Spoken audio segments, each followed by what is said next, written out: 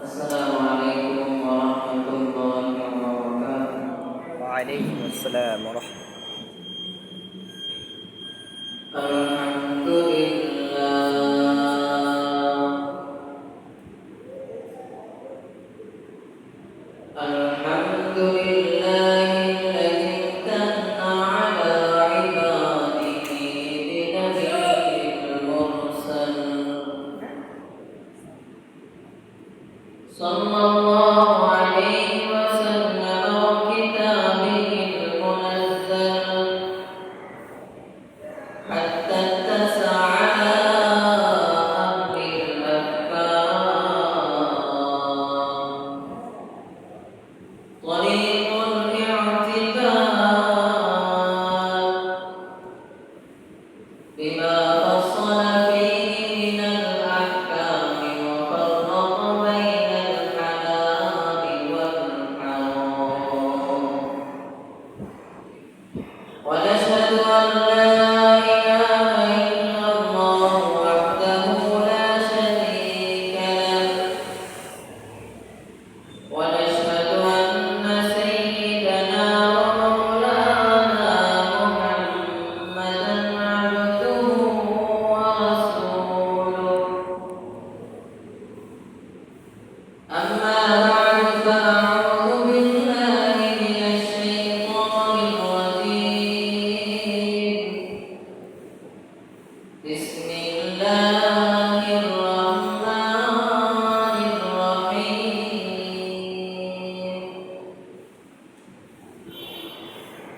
وربك يخلق ما يشاء ويختار وما كان لهم الخيار وقال رسول الله صلى الله عليه وسلم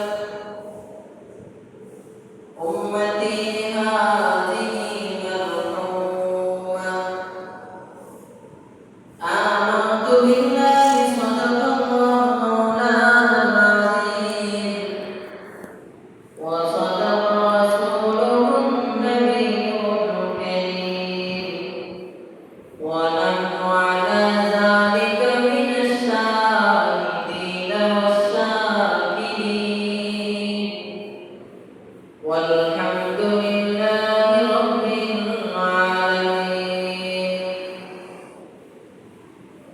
سبحانك لا علم لنا إلا ما علمتنا إنك أنت العليم الحكيم وسبحانك لا فهم لنا إلا ما فهمتنا إنك أنت الجواد الكريم شفيع مطر نبي كريم شفيع مطر نبي كريم وسيم تسيم نسيم وسيم بلغ العلا بكماله كشف الدجى بجماله حسنت جميع خصاله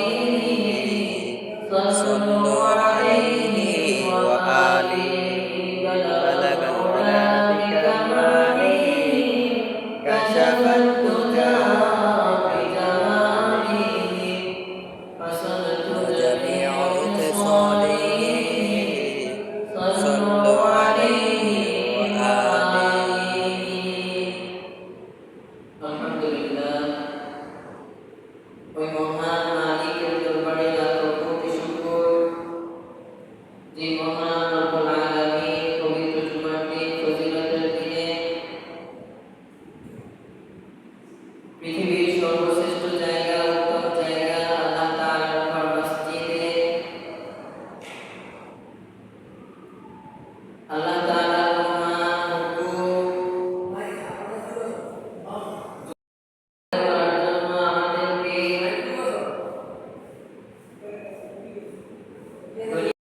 আলাইহি করে অবসর করে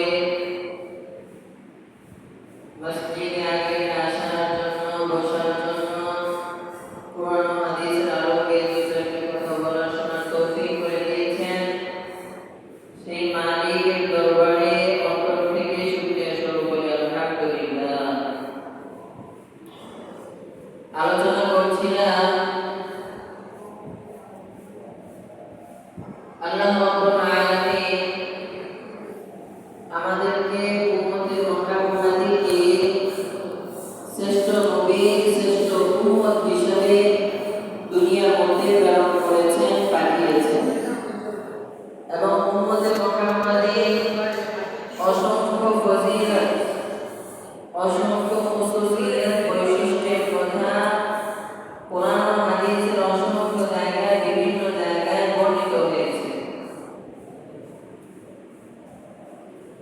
এজন্য আমরা রব্বে কারীমের দরবারে অন্তর থেকে কৃতজ্ঞতা জ্ঞাপন করি যে আল্লাহ তাআলা আমাদেরকে বিনা দরখাস্তে কোনো দরখাস্ত ছাড়া আখেরি নবী শ্রেষ্ঠ নবী শ্রেষ্ঠ উম্মত হিসেবে দুনিয়ায় প্রেরণ করেছেন বলে আলহামদুলিল্লাহ। আলহামদুলিল্লাহ।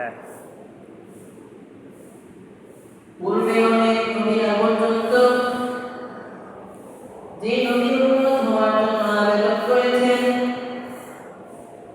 তাফসীরের কিতাবের বিভিন্ন বর্ণনায় পাওয়া যায় হযরত মূসা আলাইহিস সালাম যখন তাওরাত কিতাবের মধ্যে দেখলেন শেষ নবীর শ্রেষ্ঠত্ব এবং শেষ নবীর উম্মতের শ্রেষ্ঠত্বের কথা তাওরাতের মধ্যে বর্ণিত হয়েছে, তখন নবী মূসা আলাইহিস সালাম তিনি নিজে সর্বশেষ নবীর উম্মত হওয়ার জন্য রব্বে কারীমের দরবারে আবেদন করেছেন, আবদার করেছেন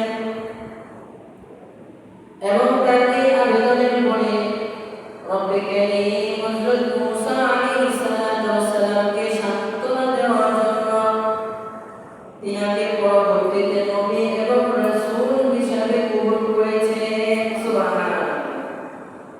শেষ নবীর উম্মতের শ্রেষ্ঠত্ব আছে ঠিক, কিন্তু নবী রাসূলদের শ্রেষ্ঠত্ব এর থেকে আরো বেশি।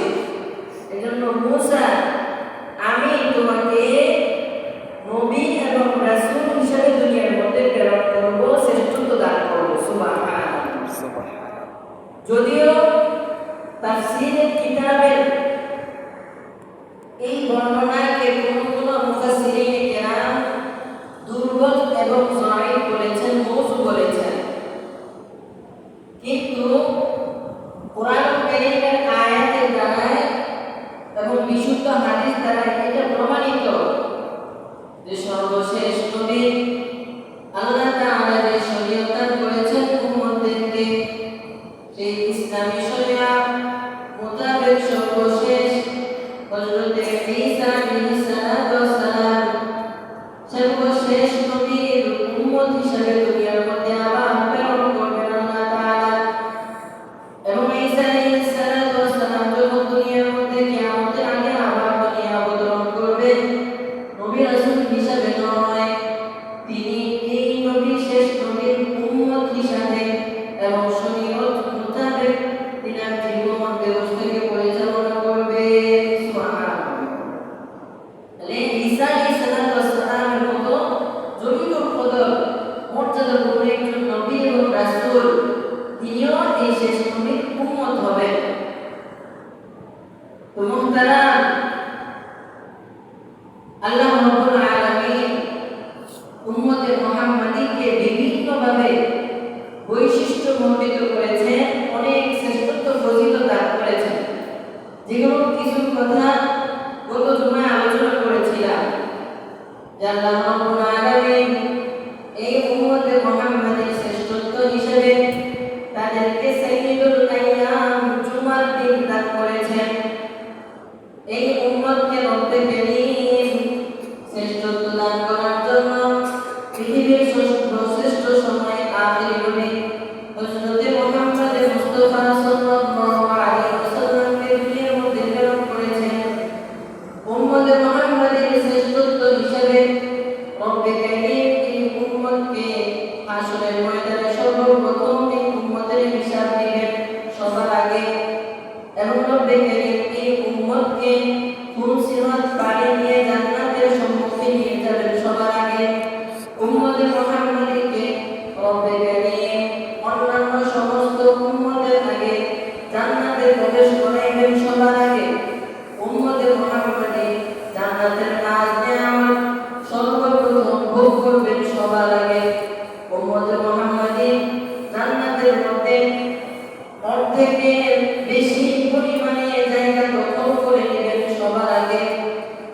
উম্মতের মুহাম্মাদি জান্নাতের মধ্যে যখন যাবে, শুধু জান্নাতের বেশিরভাগ জায়গা তারা দখল করবে এমন না।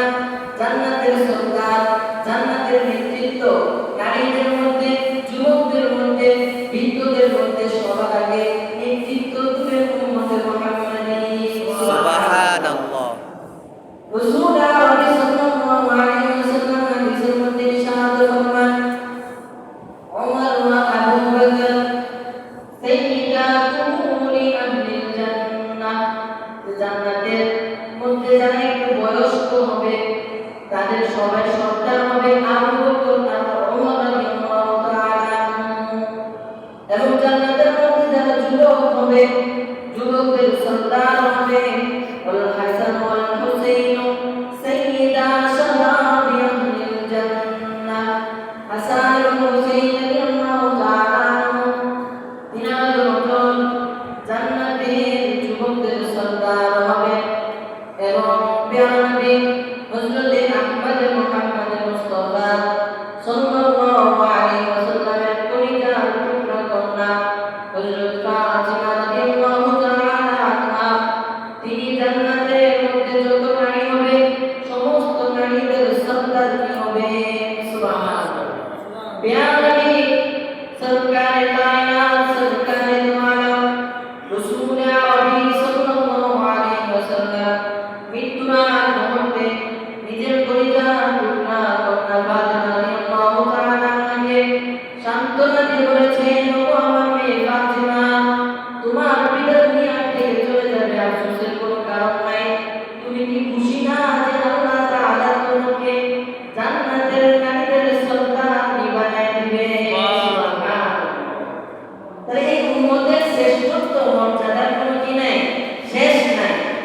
কোরআন ও হাদিসের মধ্যে উম্মতে মুহাম্মাদের শ্রেষ্ঠত্বের কথা, ফজিলতের কথা, মর্তবার কথা, খুশুসিয়তের কথা আল্লাহ তাআলা বিভিন্ন জায়গায় বলেছেন। এবং প্রিয় নবী সাল্লাল্লাহু আলাইহি ওয়াসাল্লাম হাদিসের মধ্যে বিভিন্ন জায়গায় উম্মতের শ্রেষ্ঠত্বের কথা বলেছেন। সুবহানাল্লাহ। উম্মতে মুহাম্মাদের আরো একটা বিশেষ শ্রেষ্ঠত্ব হচ্ছে এই পুরাটা কায়নাতকে, পুরাটা পৃথিবীকে আল্লাহ তাআলা শুধুমাত্র উম্মতে মুহাম্মাদের জন্য ইবাদতখানা বানিয়ে দিয়েছে। সুবহানাল্লাহ। পূর্ববর্তী যত নবী রাসূলরা দুনিয়ার মধ্যে আসেন, কোন নবী রাসূলদের উম্মতের জন্য পুরা পৃথিবীকে ইবাদতখানা বানানো হয় নাই। তাদের জন্য নির্দিষ্ট কোনো গির্জা, নির্দিষ্ট কোনো ইবাদতখানা নির্ধারণ করা হয়তো, সেখানে তারা গিয়ে একমাত্র আল্লাহ তাআলার ইবাদত করত। কিন্তু উম্মতে মুহাম্মাদের সে চাইলে মসজিদে এসে নামাজ পড়তে পারে, সে চাইলে খেত খামারে নামাজ পড়তে পারে, সে চাইলে ঘরের মধ্যে ইবাদত করতে পারে। পুরা পৃথিবীর সমস্ত জায়গাকে আল্লাহ তাআলা উম্মতে মুহাম্মাদের জন্য ইবাদতখানা বানিয়ে দিয়েছে। সুবহানাল্লাহ। পুরাটা পৃথিবীর সব জায়গায়, তবে শর্ত হলো জায়গাটা পবিত্র হইলেই হবে। কি হইতে হবে? পবিত্র। পবিত্র জায়গা হইলেই হবে। যেখানে সে যায়, রোডে ঘাটে জমিনে মাঠে ঘরে মসজিদে দোকানে, যেখানে সে চায় সর্বত্র সে নামাজ পড়তে পারবে, আল্লাহ তাআলার ইবাদত করতে পারবে। শুধু তাই না, উম্মতে মুহাম্মাদের ফজিলত আর শ্রেষ্ঠত্ব এখানে শেষ না। প্রিয় নবী সাল্লাল্লাহু আলাইহি ওয়াসাল্লাম ইরশাদ ফরমান, আমার উম্মতের হায়াত হবে কম, কিন্তু আল্লাহ রাব্বুল আলামিন তাদেরকে এমন এমন বৈশিষ্ট্য দান করবেন, এমন এমন বিশেষ পুরস্কারে পুরস্কৃত করবেন এই উম্মতে মুহাম্মাদীকে। তারা ইবাদত করবে কম, আমল করবে কম, কিন্তু সওয়াব পাবে তারা বহুগুণে। সুবহানাল্লাহ। যেমনটা হলো অল্প পুঁজিতে বেশি লাভ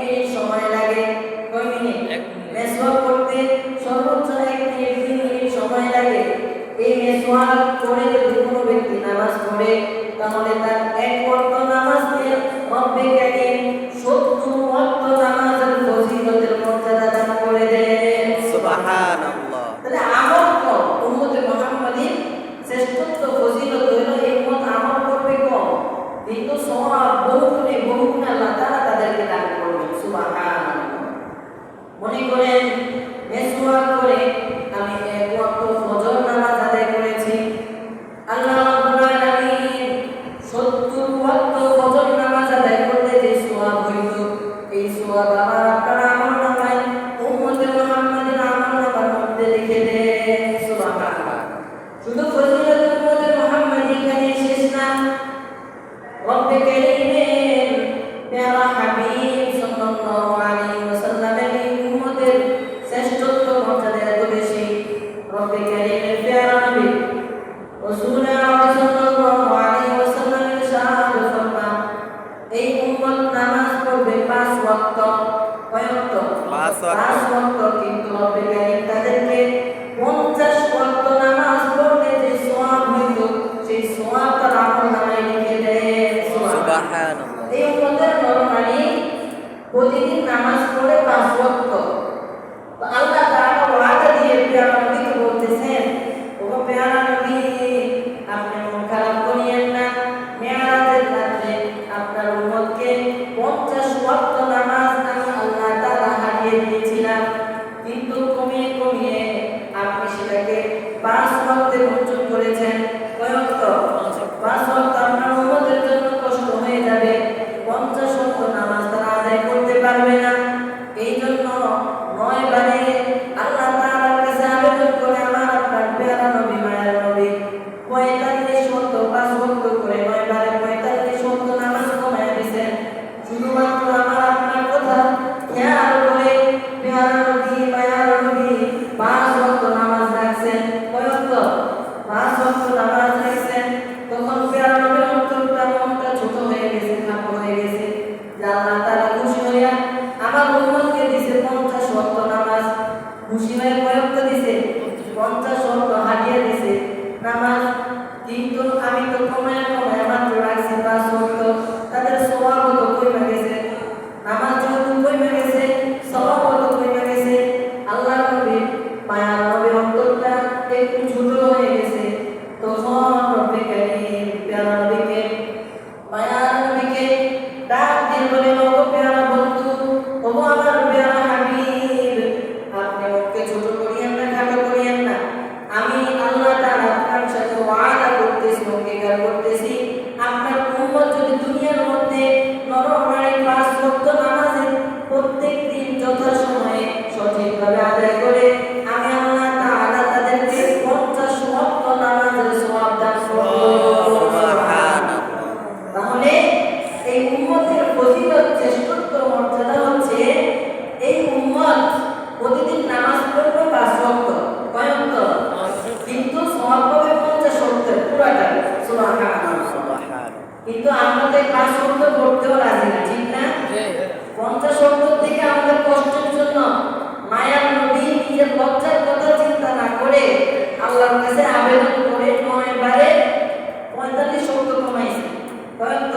45 ওয়াক্ত। শুধু আমার আপনার কথা চিন্তা করে রাখছে মাত্র 5 ওয়াক্ত। এই 5 ওয়াক্ত নামাজ আমরা ঠিকমতো পড়তে রাজি না, ঠিক না? দুনিয়ার ব্যস্ততা, এই অজুহাত, ওই অজুহাত, উদাসীনতা, অলসতা, শয়তানের ধোঁকা, মানুষের ধোঁকা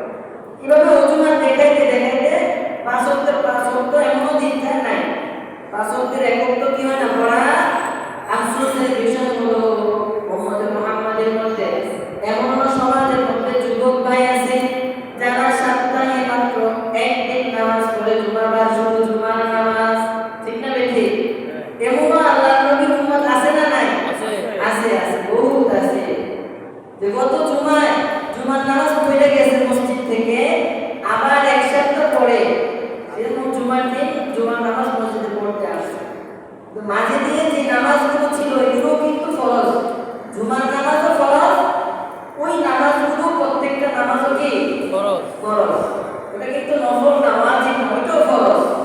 কিন্তু জুমার দিনের ফজিলত একটু বেশি, এটা ঠিক আছে, জুমার দিনের ফজিলত কি বেশি, এটা ঠিক, কিন্তু ওইগুলোও ফরজ। কিন্তু আমরা ওই ফরজগুলোর প্রতি উদাসীন, অবহেলা, বেখেয়ালির মধ্যে আছি।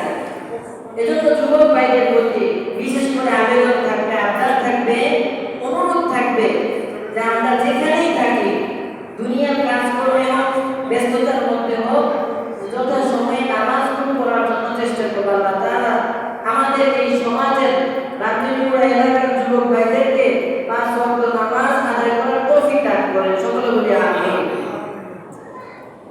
মুহতারাম নাযিরিন, বলতেছিলাম এই উম্মতে মুহাম্মাদীকে আল্লাহ রাব্বুল আলামিন এত শ্রেষ্ঠত্ব মর্যাদা দান করেছেন, উম্মত সেটা সেই মর্যাদা রক্ষা করতে পারে না। উম্মতে মুহাম্মাদীর ব্যাপারে পেয়ারা নবী সাল্লাল্লাহু আলাইহি ওয়াসাল্লাম ইরশাদ ফরমান, এই উম্মতে মুহাম্মাদীকে আল্লাহ রাব্বুল আলামিন একসাথে কখনো পথভ্রষ্ট করবেন না, ধ্বংস করবেন না। সুবহানাল্লাহ। পূর্বের নবী রাসূল যারা ছিল তাদের এমন উম্মত আছে, তাদের কোনো অস্তিত্ব দুনিয়ার মধ্যে নেই, শুধুমাত্র ইতিহাসের পাতায় তাদের নাম আছে। ইতিহাসের পাতায় কি আছে? তাদের কোনো অস্তিত্ব দুনিয়ার মধ্যে, পৃথিবীর মধ্যে নাই। কিন্তু আমার আপনার প্যারা নবী সরকারে মায়াত, সরকারে মায়াত নবী আল্লাহ রাব্বুল আলামিনের কাছে আবদার করেছেন, আবেদন করেছেন, ও রব্বে কারীম, আমার উম্মতকে আপনি একসাথে ধ্বংস করে দিয়েন না, এবং একসাথে আপনি তাদেরকে পথভ্রষ্ট করে দিয়েন না। সুবহানাল্লাহ। হাদিসের মধ্যে আছে, পেয়ারা নবী সাল্লাল্লাহু আলাইহি ওয়াসাল্লাম বলেন, ইন্নাল্লাহা লা ইউজমিউ উম্মতি আলা দালালা, এই উম্মতে মুহাম্মাদীকে আল্লাহ তাআলা কখনো একসাথে একত্রে পথভ্রষ্ট করে দিবেন না, ধ্বংস করে দিবেন না। সুবহানাল্লাহ। মনে করেন বিভিন্ন আযাব ও গজব দুনিয়ার মধ্যে আসে, করোনার মতো মহামারী দুনিয়ার মধ্যে আসে, বিভিন্ন ধরনের বালা মুসিবত দুনিয়ার মধ্যে আসে, কিন্তু এই উম্মতে মুহাম্মাদীকে যত বালা মুসিবত আর বিপদ দুনিয়ার মধ্যে বিপর্যয় আসুক, কখনো একসাথে উম্মতে মুহাম্মাদী ধ্বংস হবে না। সুবহানাল্লাহ। পথভ্রষ্ট হবে না, ধ্বংস হবে না। একটা দল এমন থাকবে যারা হকের উপরে কিয়ামত পর্যন্ত অটল থাকবে, সত্যের উপরে অটল থাকবে। সুবহানাল্লাহ। শুধু ফজিলত উম্মতে মুহাম্মাদীর এখানে শেষ না, আমার আপনার প্রিয় নবী সরকারে কায়নাত, সরকারে দু আলম উম্মতে মুহাম্মাদীর শ্রেষ্ঠত্বের কথা বর্ণনা করতে গিয়ে বলেন যে উম্মতে মুহাম্মাদীর শ্রেষ্ঠত্বের ব্যাপারে তিনি বলেন, আমার এই উম্মত তারা হচ্ছে রহমত প্রাপ্ত উম্মত, উম্মতি হাযিহি আল-উম্মাহ, আমার এই উম্মত যারা আছে উম্মতে মুহাম্মাদী তারা হলো রহমত প্রাপ্ত উম্মত। কি প্রাপ্ত? রহমত প্রাপ্ত। রহমতটা কেমন? লাইসা আলাইহি আযাবুন ফিদ দুনিয়া, এই উম্মতে মুহাম্মাদীকে ফিল আখিরাতের মধ্যে আল্লাহ তাআলা শাস্তি দিবেন না। কি দিবেন না? শাস্তি দিবেন না। তাদের জন্য আল্লাহ তাআলা দুনিয়ার মধ্যে আযাব আর শাস্তি রাখছেন, আল ফিতানু ওয়াজ জালাজিলু ওয়াল কাতাল, দুনিয়ার মধ্যে ফিতনা ফাসাদ হবে, দুনিয়ার মধ্যে ভূমিকম্প হবে, দুনিয়ার মধ্যে একে অপরকে হত্যা করবে, যুদ্ধ বিগ্রহ হবে। এই যুদ্ধ বিগ্রহের মাধ্যমে, ভূকম্পনের মাধ্যমে উম্মতে মুহাম্মাদীকে আল্লাহ দুনিয়াতে শাস্তি দিবেন, কিন্তু আখিরাতে তাদেরকে মুক্ত করে দিবেন। সুবহানাল্লাহ। এজন্য দেখেন না, মাত্র কয়েকদিন আগে, 3-4 দিন আগে কলম্বিয়ায় রেকর্ড মাত্রার ভূকম্প হয়েছে, যেটা কলম্বিয়ার মধ্যে 125 বছরের রেকর্ড ভেঙে গেছে। কয় বছরে? 125 বছরে তাদের দেশে এরকম ভূকম্প আর হয়নি। 7.4 মাত্রা। কত স্কেল ছিল? 7.4। এত কঠিন ভয়াবহ ভূমিকম্প 125 বছরে তাদের দেশে আর হয়নি। সুবহানাল্লাহ। দেখেন তো এই উম্মতকে হত্যার মাধ্যমে, যুদ্ধের মাধ্যমে, দেখেন এই পর্যন্ত ফিলিস্তিনে, গাজায় কি পরিমাণ মুসলমানদেরকে শহীদ করা হয়েছে, ঠিক না?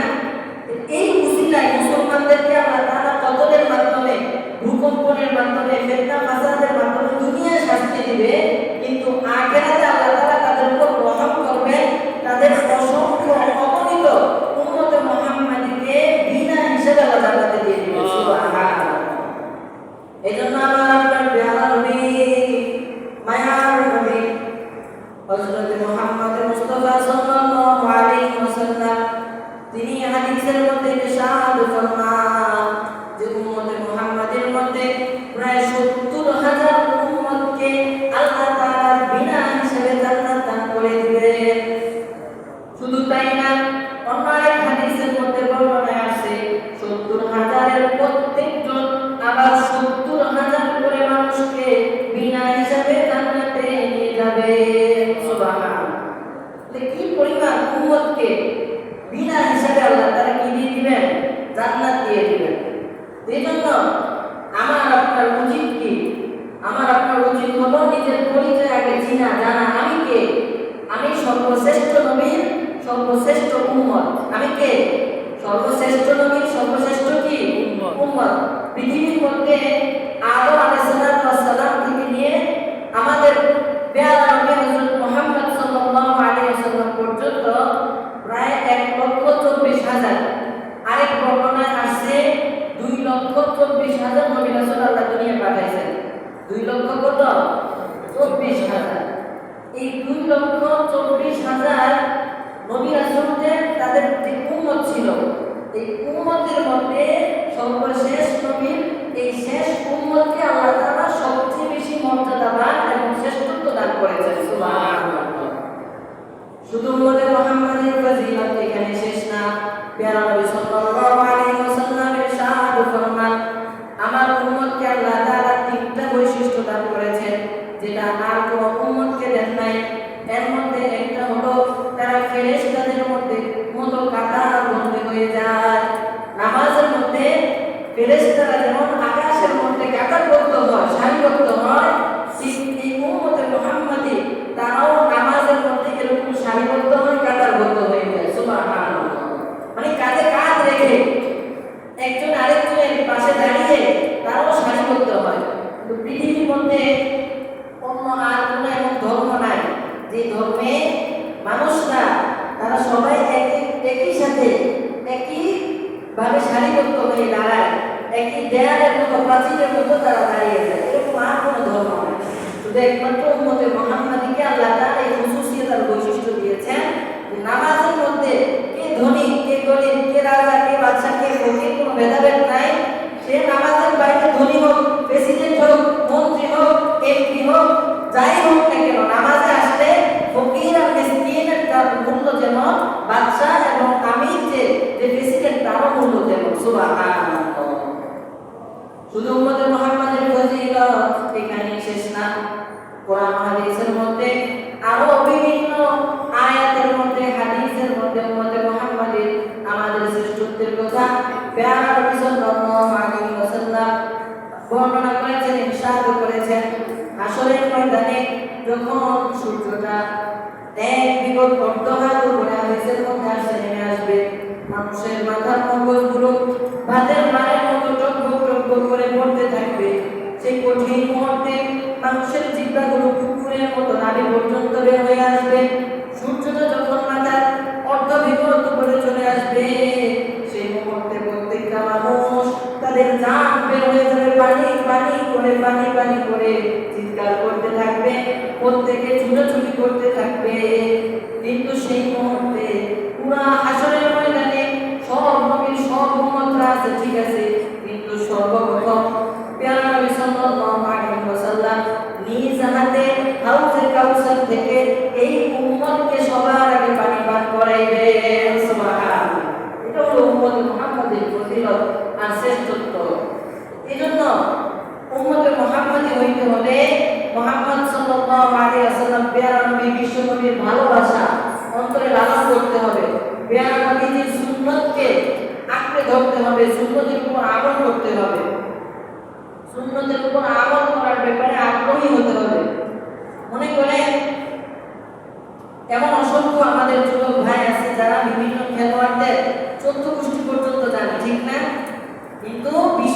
পেয়ারা নবী, যে নবীকে আল্লাহ তাআলা সৃষ্টি না করলে কোন কায়নাত সৃষ্টি করতেন না, সেই নবীর জীবনী আমরা জানি। নবীজির দাদার নাম কি যদি জিজ্ঞাসা করি, ইল্লা মাশাআল্লাহ হয়তো দুই একটু ছাড়া নানার নাম কি নানির নাম কি ঠিক না কেউ বলতে পারবে না। তো এই জন্য এই কিতাবটা হচ্ছে শামায়েলে তিরমিজি। এই কিতাবটার নাম কি? শামায়েলে তিরমিজি। এই শামায়েলে তিরমিজির মধ্যে শামায়েলে মুহাম্মাদিয়া, রাসূল আরবি সাল্লাল্লাহু আলাইহি ওয়াসাল্লামের জীবন চরিত্র, তিনার অবয়ব কেমন ছিল, এটা তুলে ধরা হয়েছে হাদিসের মধ্যে। কিসের মধ্যে? হাদিসের মধ্যে। রাসূল আরবি সাল্লাল্লাহু আলাইহি ওয়াসাল্লামের চেহারা মুবারক কেমন ছিল, আমার আপনার প্রিয় নবীর দাড়ি মুবারক কেমন ছিল, চোখ মুবারক কেমন ছিল, রাসূলের হাতগুলো কেমন ছিল, মুখটা কেমন ছিল, রাসূলের পিঠ মুবারকটা কেমন ছিল, সব এই কিতাবের মধ্যে আছে। বলুন সুবহানাল্লাহ। রাসূল আরবি সাল্লাল্লাহু আলাইহি ওয়াসাল্লাম কিভাবে হাঁটতেন, আমার আপনার মায়ের নবী কিভাবে ঘুমাইতেন, আমার আপনার মায়ের নবী কিভাবে খাইতেন, সব এই কিতাবের মধ্যে হাদিসের মধ্যে বর্ণনা আছে। এজন্য মুহাদ্দিসিনে কেরাম বলেন এই কিতাবটা কারো ঘরে থাকা মানে হলো ওই ঘরের মধ্যে স্বয়ং আল্লাহ রাসূল থাকা। সুবহানাল্লাহ। কিতাবটা থাকা মানে কে থাকা? আল্লাহ রাসূলই যেন তার ঘরে আছে। সুবহানাল্লাহ। এজন্য মনে করেন এই যে বাংলা কিতাব, হাদিসের কিতাব আরবি আছে, বাংলাও আছে, এটা যে কেউ আমরা পড়তে পারবো, ঠিক না? যে কেউ পড়তে পারবে। এজন্য দামটা বেশি না, অত 300 350 টাকা, এটা তো বেশি না। এজন্য আমরা চাই এগুলো পড়তে পারি, জানতে পারি আল্লাহ রাসূল কেমন ছিল, ঠিক না? একজন মুমিন হিসেবে, রাসূলের উম্মত হিসেবে জানতে চাই, ঠিক না? সবার মনে আগ্রহ থাকতে হবে যে আল্লাহ রাসূল সম্পর্কে আমি জানি। তো আল্লাহ রাসূল সাল্লাল্লাহু আলাইহি সাল্লাম আমাদেরকে শ্রেষ্ঠ উম্মত হিসেবে দুনিয়া পাঠাইছেন। এগুলো জানার উদ্দেশ্য কি? উদ্দেশ্য হলো আমি আপনি যেন নিজের পরিচয় জেনে সেই মোতাবেক আমল করে যেন আমরা জান্নাতি হতে পারি। আল্লাহ যেন সে তৌফিক দান করেন। সকলে বলি আমিন। মোহতারাম হাজিরিন, একটি ঘোষণা,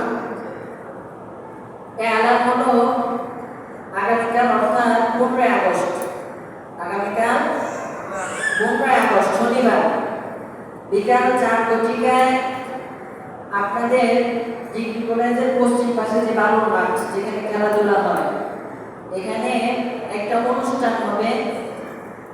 সেটা হবে রামগড়িমোড়া, এই হাজীগঞ্জ রামগড়িমোড়া 10, 11, 12 ওয়ার্ড। কত ওয়ার্ড? 10, 11, 12, এই 3 ওয়ার্ডের একটা অনুষ্ঠান, সেমিনার সেখানে হবে আগামীকালকে বিকাল 4টায়। কয়টা? বিকাল 4টায়। অনুষ্ঠানটা হবে মাদক, জুয়া, ইফটিজিং এগুলোর বিরুদ্ধে। কিশোর গ্যাং, কি গ্যাং? কিশোর, ছোট ছোট পোলাপান, যেগুলো বাপ দাদাদের মানে পায়ের জন্য না, কিসের জন্য না, তারা বাপ দাদাদেরকে কোনো তোয়াক্কা করে না, মানে গ্যাং, মানে ওনারা একটা কিছু হয়ে গেছে। এই কিশোর গ্যাং, ইফটিজিং, মাদক, জুয়া এগুলোর বিরুদ্ধে একটা সেমিনার হবে। সেখানে হাজীগঞ্জের যিনি পুলিশ সুপার, হাজীগঞ্জের কি পুলিশ সুপার এবং অন্যান্য আরো গণ্যমান্য ব্যক্তিরা থাকবেন। আপনাদেরকে দাওয়াত করা হইল। যথাসময়ে ইনশাআল্লাহ সকলে আগামীকালকে বালুর মাঠে থাকবেন, ঠিক আছে তো? ইনশাআল্লাহ আমরা আমাদের সমাজকে নিজেরাই গড়তে হবে, ফেরেশতারা এসে বলে দিত না। আমাদের সমাজকে আমরা কি করতে হবে? করতে হবে, ভালো করতে হবে, ভালো কিছু শিখাইতে হবে, ঠিক না? এজন্য নিজেরা উদ্যোগ নিতে হবে, নিজেরা ভালো পদক্ষেপ নিতে হবে। আল্লাহ তাআলা আমাদেরকে বুঝান, আমল করার তৌফিক দান করেন। সকলে বলি আমিন। ওয়া আখিরু দাওয়ানা আলহামদুলিল্লাহি রাব্বিল আলামিন। যারা সুন্নাত করেন সুন্নাত